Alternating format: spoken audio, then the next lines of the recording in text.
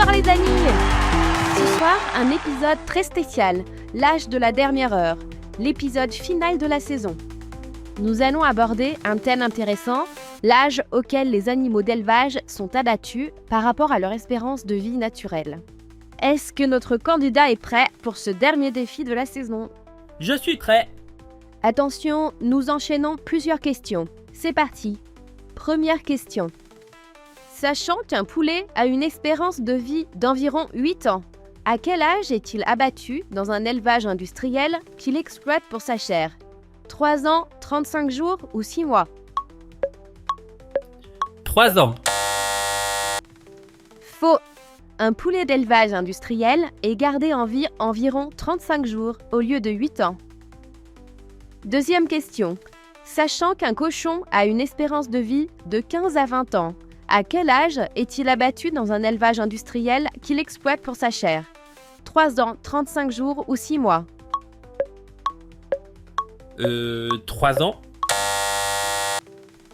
Faux. Vous confondez peut-être avec les truies reproductrices qui sont abattues vers 3 ans. Un cochon d'élevage, lui, est abattu vers 6 mois pour en faire de la viande alors qu'il peut vivre 15-20 ans. Certains sont même claqués au sol dès le premier jour s'ils sont jugés un peu faibles à la naissance et donc moins rentables. Troisième question. Sachant qu'un veau a une espérance de vie de 20 ans, à quel âge est-il abattu dans un élevage industriel qu'il exploite pour sa chair ? 3 ans, 35 jours ou 6 mois ? Ah, cette fois, c'est 3 ans, la bonne réponse. Eh bien non. Un veau est abattu vers 6 mois alors qu'il peut vivre 20 ans. Dernière question. Sachant qu'un humain en France vit en moyenne 83 ans, combien d'animaux d'élevage vont mourir pour son plaisir gustatif s'il ne prend pas conscience de la cruauté de ses choix de consommation ?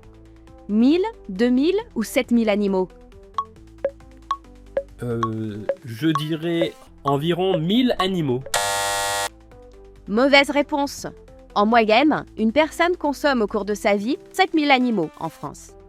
Et ce chiffre ne prend pas en compte les animaux utilisés dans d'autres industries, comme les cosmétiques, les vêtements ou encore les tests en laboratoire. Voilà, c'est sur ces chiffres ahurissants et sur un échec total de notre candidat que se termine la première saison de Questions pour une réponse. Merci à tous de nous avoir suivis. Abonnez-vous, likez et partagez cette vidéo. Et à bientôt pour le prochain épisode.